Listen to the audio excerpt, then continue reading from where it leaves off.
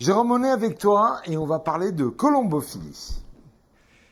Exactement, et j'entendais Fred qui s'essaye à roucouler, donc je ne sais pas si Fred serait en mesure de faire ce que s'apprêtent à faire les pigeons que vont nous présenter Philippe et Pascal dans quelques instants, parce que là, on est à quelques heures d'un bel événement, d'un concours, c'est bien ça?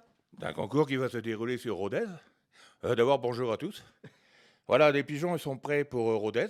Donc, je pense que tout colombophile qui va enloger ce concours a préparé ses pigeons pour la gagne. Moi, c'est ce que j'ai fait. Ah oui, oui, parce que là, c'est important de préciser que ça rigole pas, hein. On dit, c'est un sport, on dit qu'on joue, mais on joue pour la gagne. On joue pour gagner. J'ai rarement entendu quelqu'un qui disait « Oh, je mets mes pigeons comme ça pour m'amuser ». Non, on met pas ses pigeons pour s'amuser. Si on veut s'amuser, on achète des billes et puis on les lance contre un mur. Je sais pas. Alors surtout, on jette pas les billes contre les pigeons, hein. Alors justement, ces champions, on peut les voir. Esteban va se rapprocher et on va en voir quelques-uns. Y en a combien, Pascal là? 6. 6. Alors c'est 6 champions, hein. Ouais, en principe, oui. Alors on va en sortir un. Comment on les attrape? Moi j'aurais peur d'attraper et de leur faire mal. On les attrape comme ça. Ah bah voilà, On tout met ça. ses doigts là. Puis comme ça. Et ils bougent pas. Non, il bouge pas. Alors Là, je vais le donner à Philippe. c'est un monsieur pigeon, une madame pigeon, Oui, ça? c'est un monsieur. C'est un monsieur pigeon. Bonjour monsieur pigeon. Bon, il est plutôt calme pour le moment. Donc, le processus d'enlogement, on en parlait tout à l'heure, c'est le processus qui précède l'envol des pigeons et le concours. En fait, c'est l'enregistrement, c'est l'officialisation avant le concours. Avant le départ, oui. Pardon. Ah, alors, comment ça fonctionne? Alors, chaque pigeon a une bague matricule. Alors, on va essayer de bien montrer ça à nos La amis bague téléspectateurs. matricule, c'est notre carte d'identité à nous. D'accord, donc lui, il s'appelle comment? Il s'appelle le 076 944 2020 et il n'y a qu'un pigeon en 2020 qui a ce numéro-là. D'accord, d'accord. Donc là, on a mis une bague, j'ai mis une bague électronique parce que je suis électronique.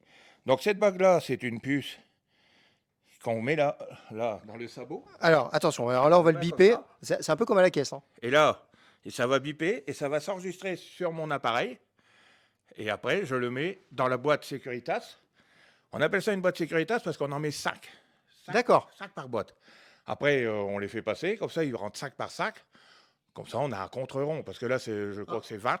On va se rapprocher un peu de la boîte, justement, alors, pour voir un peu le processus. Donc, en fait, Alors. c'est là-dedans, on en met 5. On en met 5. Quand tu as un sac, ils ouvrent. Les pigeons rentrent. Nous, on fait un trait. Un trait, 2 traits, 3, 4. C'est plein. Et voilà, le panier part dans le camion. Alors, parce que ça, c'est important de préciser. Donc, et là, ils vont parcourir 600 km, c'est ça à peu près? 650, 30. 630 km, c'est Pascal qui le dit. Donc, Oui, c'est parce que chaque colombophile n'a pas la même distance. Pascal, il a 630, moi j'ai 625. oui, parce qu'on n'habite pas tous au même endroit. Voilà, voilà. Et donc, il y a des... Et le plus court, par exemple, il va jouer 120 km de moins que nous. D'accord, mais c'est pas du jeu, comme dirait l'autre. Il est plus avantagé. Parce qu'en fin de parcours, sur une distance de 600 km, il lui reste 120 km à faire, il ne les fait pas en ligne droite. Ouais. Et enfin, c'est comme tout. Quand tu as fait un marathon, tu cours moins vite au départ que... Enfin, Il y arrive un moment où la fatigue se fait sentir. Absolument. Alors donc ces paniers, donc là ils s'apprêtent à partir à Rodez, c'est ça? Oui. C'est pas vous qui les accompagnez. Vous les non. confiez délicatement à quelqu'un. Bah, Ça va dans un camion et ça part là-bas. Voilà, là, c'est parce qu'eux, ils vont partir à Natura Agora, au centre, dans le logement là-bas. C'est où ça, Nature Agora? C'est du côté de Lens, c'est le pigeonnier départemental. D'accord, d'accord. Donc là, ils partent là-bas. Le camion est sur place, ils chargent le camion. Et le camion part ce soir à 23h pour être lâché samedi matin. D'accord. Et on est confiant, on va faire un score là, Philippe? Moi, je fais les 6 premiers. J'en ai mis 6. Bon bah voilà, il annonce la couleur. Je sais pas ce que Pascal en pense. Ouais, Pascal, il va faire les 5 premiers. Moi, je vais faire les 6 premiers. Donc, il y en aura un qui gagnera. Mais J'essaierai de le battre quand même. c'est un défi quand même. Ah ouais, ça a du mais tout le monde. Oui, Jérôme, j'ai oui, pas bien Bertrand. compris. J'ai pas bien compris. Donc, les pigeons vont partir en Rodez, on les lâche là-bas et ils vont revenir chez nous? Exactement, c'est ça le principe. En fait, ils vont partir à Rodez, ils vont tous être lâchés et après ils reviennent à leur domicile. C'est bien ça? Voilà, ils vont venir chez moi, donc à Norrois. Après, il se pose sur notre trappe, donc une antenne. Ce qui permet de biper leur arrivée, quoi. Et donc, ça peut jouer à la seconde près. Par exemple, le pigeon, alors, je sais pas, là, ça va faire... Admettons qu'ils sont lâchés à 7 h du matin, on va avoir les pigeons vers 18 h ou... voilà. Et après, on vient là, hein, au dépouillement. Alors, c'est comme les élections, il y a le dépouillement. Il y a le dépouillement, sauf que là, il n'y a qu'un tour. Là, il n'y a qu'un tour. Et donc, c'est là que les résultats tombent et qu'on sait, voilà, les premiers, qui est-ce qui a gagné, qui est-ce qui a... Oui, c'est par exemple... mais sur le soir, tu le sais déjà à peu près, hein, parce que tu vois les heures. Quelquefois, ils calculent, mettons, toi, tu es à 18h15, toi, tu es à 18h17. Voilà, ils savent, tu me rends 3 km, tout ça. Eh ben voilà, c'est passionnant tout ça. Alors, ce que je vous propose, c'est de continuer à en apprendre plus sur cette passion, sur ce sport qu'est la colombophilie. Reste avec nous, on va essayer de voir un peu leur anatomie, essayer de comprendre aussi ce que tu disais, Bertrand, comment ils font, ces pigeons, pour retrouver leur chemin comme ça. Et Philippe et Pascal, tout à l'heure, me faisaient part d'anecdotes où il y a des pigeons qui revenaient dans des conditions un peu extrêmes. Et voilà, je vous en dis pas plus, restez avec nous. Et nous, on va essayer de pas s'envoler. En tout cas, ils s'impatientent, là, ça roucoule ici. Tu demanderas à tes invités quel est le taux de perte. D'accord? Tu nous en Ok. parleras tout à l'heure. Est-ce qu'il y a un taux Ça de marche. perte? Est-ce qu'il y en a qui reviennent pas? Est-ce qu'il y en a qui s'arrêtent au bar et on les revoit plus jamais? Ils reviennent en bus. Ils reviennent en bus. Ils vont à la gare. Et puis, Est-ce qu'il y en franchement, a qui trichent? est-ce qu'il y en a qui trichent? Et en plus, c'est pas très drôle parce que si j'ai bien compris, ils font pas tous la même distance. Alors c'est une course pas très loyale. On va voir tout ça juste Plus après. On va t'habites tout loin, connaître plus sur, t'habites loin, plus t'es défavorisé en fait. Hein. Bon. C'est un Pékin Express. Eh des ben, en pigeons. tout cas, moi j'ai envie d'en apprendre davantage. À tout à l'heure, Jérôme. Allez, Merci. reste avec Jérôme. nous. En tout cas, il reste avec nous.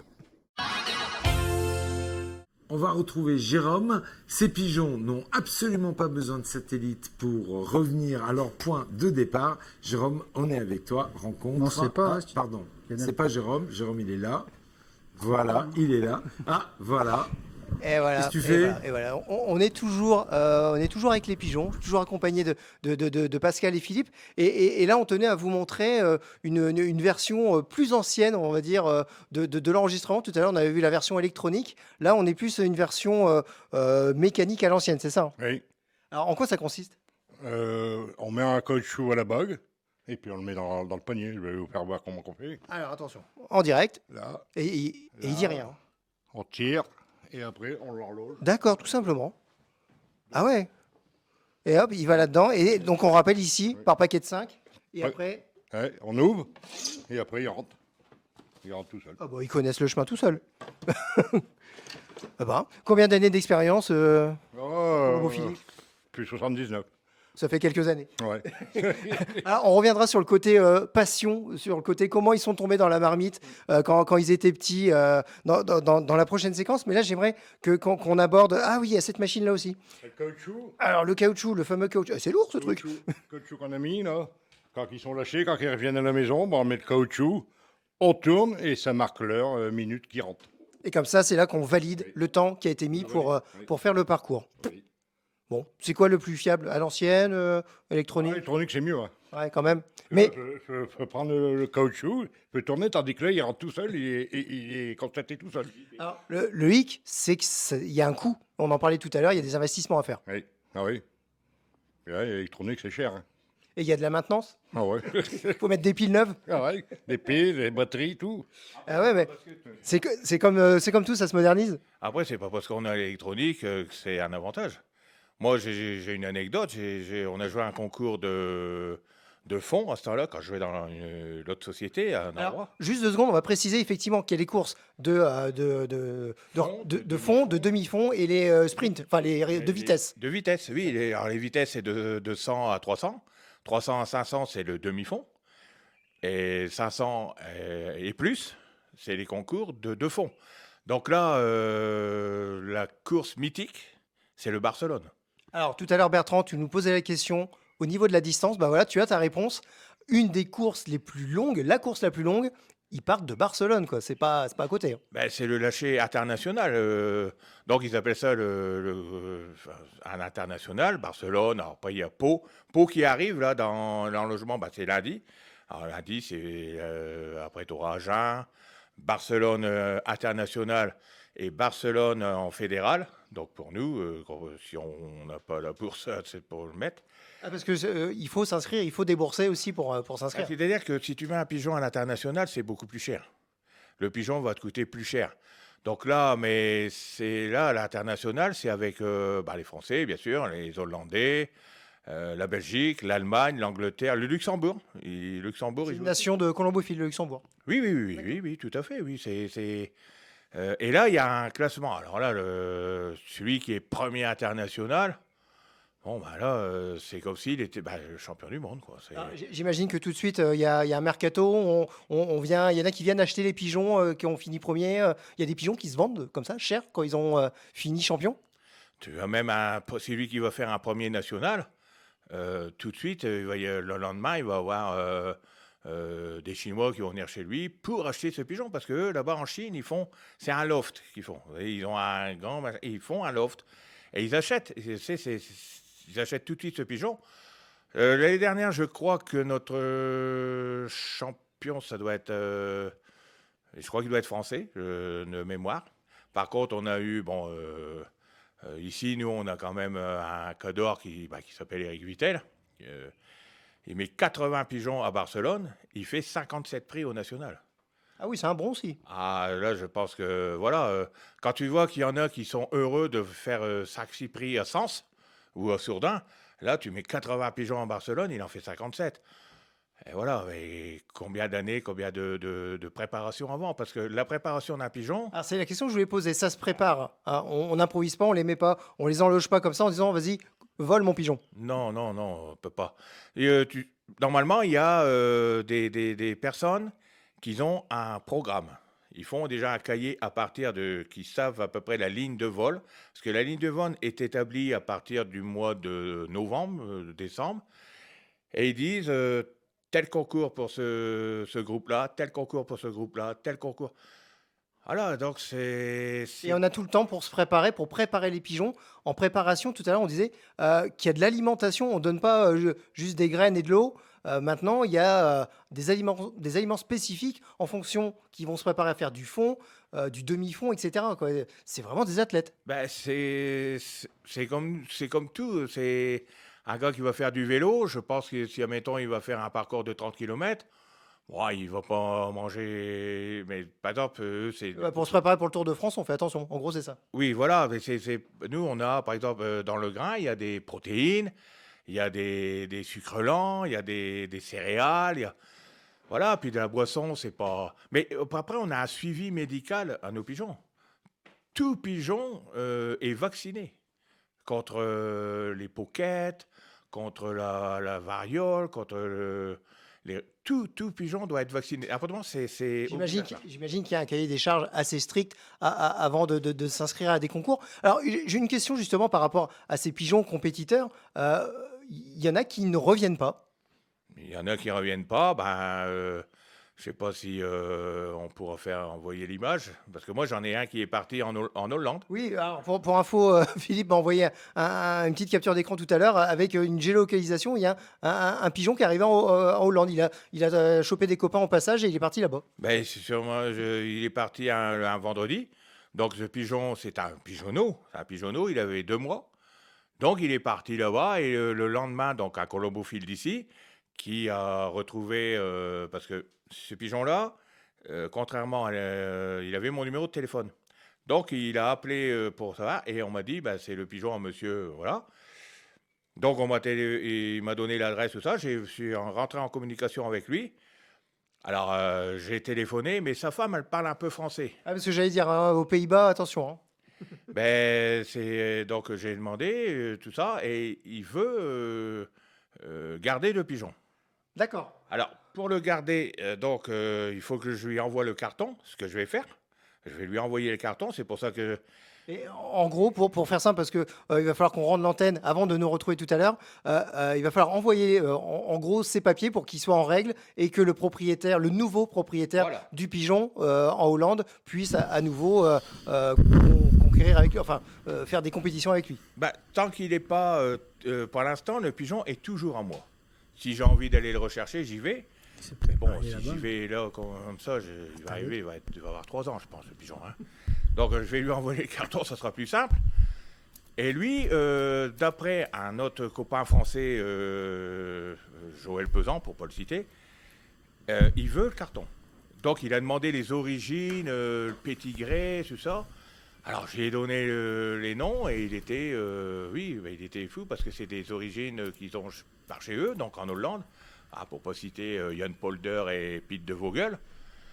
Et en plus, j'en profite un petit clin d'œil à mon pote. Alors rapide, hein, parce qu'il va falloir qu'on rende l'antenne. Hein. Philippe est très bavard. Hein. Toujours, mais voilà, c'est la passion. C'est un passionné. C'est la passion du pigeon. C'est un c'est la passionné. passion- c'est- Jérôme, on voilà. continue dans quelques instants. Ouais, Jérôme, ouais, justement, on oui, continue dans j'allais quelques dire, instants. On Et revient j'aurai dans quelques encore instants un pour parler million. pour parler de cet aspect passion, justement. Alors, ce qu'on va faire, Jérôme, c'est on fait la pub et on revient tout de suite de ton côté. Comme ça, on vous laisse encore le temps d'en parler tout de suite. Quand même, il faut quand même que tu nous expliques si ça fait le trajet en une seule fois, s'il y a des pauses, et comment ils font. comment on pour- arrive en Hollande aussi. Non, mais C'est- comment on fait pour les faire Comment ils font revenir pour Moi, s'en j'ai trouver. toujours pas compris. Voilà, je peux toujours pas compris. Alors, ça, on va Ah, ben, on comprendre ménage le tout à suspense. l'heure. Eh ben voilà, j'ai bien compris. Alors, à tout à l'heure, Jérôme. On reprend cette discussion passionnante avec Jérôme. Jérôme, raconte-nous tout. On veut vraiment maintenant savoir comment ces pigeons sont entraînés, préparés. Est-ce que tous reviennent à la maison? Est-ce qu'ils font ça d'une seule traite? Comment ça se passe? Alors, on va essayer de tout savoir en très peu de temps. On va essayer de faire comme le pigeon, d'être efficace parce que le pigeon a des capacités extraordinaires pour se déplacer, pour revenir à son point de départ. Et on se demande toujours comment il s'oriente, le pigeon, comment il retrouve son chemin. Il y en a qui disent, les scientifiques, que c'est avec le soleil. Il y en a qui disent que c'est les cours d'eau. Après, voilà, après, il y en a que c'est du magnétisme, tout ça. Le champ magnétique terrestre, etc. Voilà, D'où les problématiques, on en parlait avec Pascal tout à l'heure, avec les éoliennes qui sont des grosses Oui. turbines et qui créent des champs magnétiques et qui peuvent les déstabiliser. Oui, ça peut perturber aussi. Un orage. Un orage aussi, ça Ah perturbe oui, alors le là, pigeon. Oui, un orage, parce que là, je sais que... c'est une anecdote, parce que j'en parlais avec mes petits voisins juste à côté de chez moi. J'en avais mis 7. Et j'entends encore après. Ils ont sûrement pris l'orage, ils ont sûrement pris la foudre, et puis voilà, ils sont perturbés, ils sont... Et donc, quand le pigeon ne revient pas, c'est pas forcément qu'il est mort. Il est peut-être parti ailleurs, retrouver d'autres pigeons à d'autres endroits où il a trouvé refuge quelque part et puis les personnes ne l'ont pas signalé. C'est possible aussi. Oui, oui, bien sûr. Ou alors, il attend sagement sur un corps de ferme, une église, tout ça. Et un jour, il va avoir un déclic, comme on dit, il va avoir un déclic, tu vas le voir revenir. Et ça peut être longtemps après. J'en ai un qui est venu 2 ans après. Ah oui, quand même. 2 ans après, après, il est arrivé comme ça, puis je me suis dit, tiens, j'ai regardé sur mon cahier, ah ouais, 2 ans, alors ça, tu te dis, mais où il a été? Et puis bon, voilà, c'est... On peut tout imaginer en fait. Tout, tu peux tout imaginer que... Ça peut être une histoire dramatique, comme une histoire. Il a pu vivre une partie de sa vie ailleurs avec d'autres personnes, un autre foyer, et il revient à la maison. Oui, ou bien alors qu'il a été enfermé dans une volière. Et puis, machinalement, un matin, hop, il arrive à s'évader. Et puis, d'un coup, tu le vois arriver. Et il chez toi. revient à la maison. Voilà. Jérôme, J'imagine l'émotion. Oui. une question. Est-ce que tous les pigeons sont voyageurs ou est-ce qu'il y a des pigeons citadins? Par exemple, à Paris, il y a des pigeons partout. Ils voyagent pas, ceux-là, si? Alors, bien évidemment, la race du pigeon voyageur est différente du pigeon commun qu'on retrouve en train de picorer nos miettes quand on est au restaurant en terrasse. Oui, bien sûr, mais maintenant, il y a chaque colombophile veut créer sa race. Donc, tout le monde va acheter des pigeons à hors prix. Ils font des jeunes, veulent faire de la performance. Tu as des pigeons qui se vendent très très cher.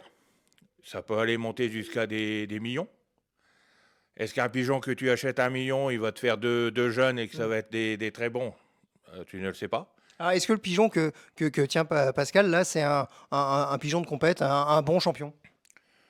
Ouais, ces arrière, Oui, parce que ça venait de la race de l'aigle, comme on l'appelait l'aigle. L'aigle il est connu ici à Saint-Quentin. C'était le nom qu'on avait donné à Bah, un parce pigeon que- qui était célèbre ici. Ben, c'était le pigeon à mon père. Et quand il arrivait sur la trappe, il gonflait tellement ses ailes, et on aurait dit un aigle. Mais il était tellement. Après, il a été interdit de le mettre ici parce que. Il Il, s'entendait pas avec les autres. mais il était trop fou. Il était trop fou. Il rentrait dans la boîte Securitas, il se bagarrait avec tout le monde. Bon, en tout cas, son arrière petit-fils a l'air plutôt calme. Donc ça, c'est une, C'est une femelle. c'est une femelle. Bah, elle est plutôt calme. Oui, ben après. Après, c'est à nous aussi de les éduquer, hein. Moi, je sais qu'il y a des colombophiles, ils ne peuvent pas avoir un pigeon qui vole dans tous les sens. Bah, déjà, parce que s'ils volent dans tous les sens, ils perturbent les autres deviennent aussi sauvages. Et non, En fait, ils vivent ensemble et donc ils ont tout intérêt à bien s'entendre. Il ne faut pas qu'il y ait un élément perturbateur. mais non, et puis tu sais, il y a quand même des choses qu'il faut comprendre dans la colombophilie, c'est que nous, on est un peu coach. On est un peu coach dans le. Tu les apprends tout petits, donc tu les apprends au début à 6 semaines. Euh, c'est à nous de les préparer. On les suit de leur naissance jusqu'à leur première compétition.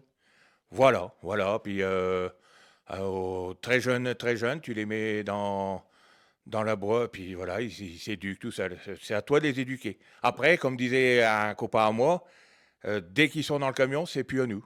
Voilà, il avait raison de dire ça. Après, tu as mis comme un entraîneur de football. Une fois qu'ils sont sur le terrain, c'est eux qui jouent. Voilà. Bon, bah, en tout cas, là, ceux-là s'apprêtent à partir pour concourir. On espère de bons résultats de votre part. On aimerait continuer plus longtemps. J'espère qu'on aura l'occasion de venir voir un événement et en sachant en plus que ils peuvent aussi, quand vous organisez des fêtes dans vos communes, etc., venir faire des lâchers justement parce que c'est toujours impressionnant d'assister à un lâcher comme ça. Bah, moi, je sais que j'en faisais dans mon village, ça plaisait aux gens. Donc faut relancer en fait. Oui, bah après cette année, je vais en faire un beau, mais c'est pour le 8 mai, mais avec la perturbation météo. Donc on a été décalé, je ne pouvais pas faire un lâcher puis que les pigeons arrivent en même temps. Donc voilà, mais On est tributaire de la météo, bien évidemment. Jérôme, on compte sur toi pour avoir. On est tributaire du temps, oui. Jérôme, on compte sur toi pour avoir les résultats de ce championnat auquel ton invité va participer la semaine prochaine. On aura l'occasion d'en parler. Je te pose juste une question, j'en aurai 1000, mais je t'en pose juste une. Est-ce qu'il y a déjà eu des expériences qui ont été faites de faire embarquer un GPS sur un pigeon, des micro-GPS, pour savoir quel est le trajet de ces pigeons voyageurs? Alors justement, on en parlait tout à l'heure entre deux séquences. Et effectivement, il y a des tracés GPS maintenant qui sont capables et on peut suivre, peut-être pas en temps réel, mais une fois qu'il est arrivé, on voit tout son parcours, on sait où il s'est posé, combien de temps il s'est posé, quel chemin il a pris.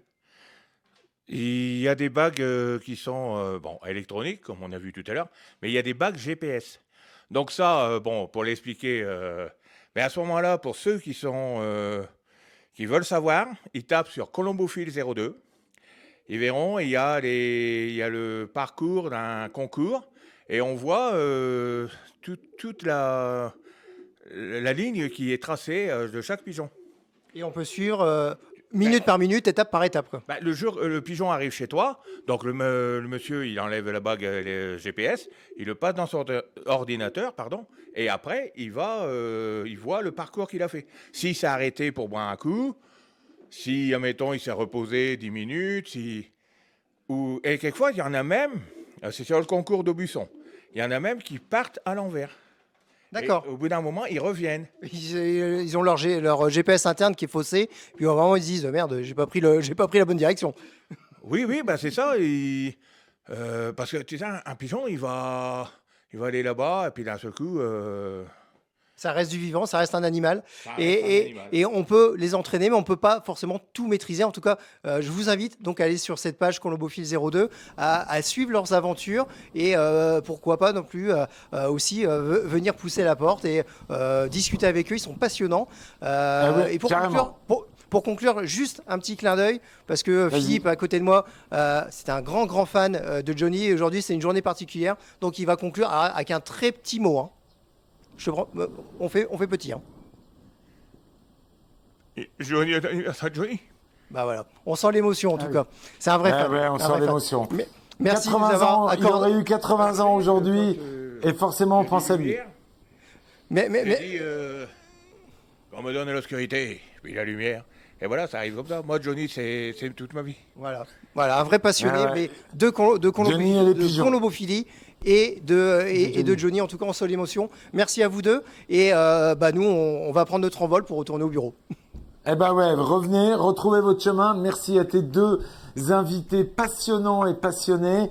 Et un grand bravo à toi. Belle trouvaille. Et franchement, on y reviendra la saison prochaine parce qu'il y a encore 1 million de choses à découvrir. Merci On Jérôme. reviendra, Bon c'est retour. Merci Jérôme. J'espère que ton GPS va t'emmener direct à la maison et pas en marche arrière. Hein.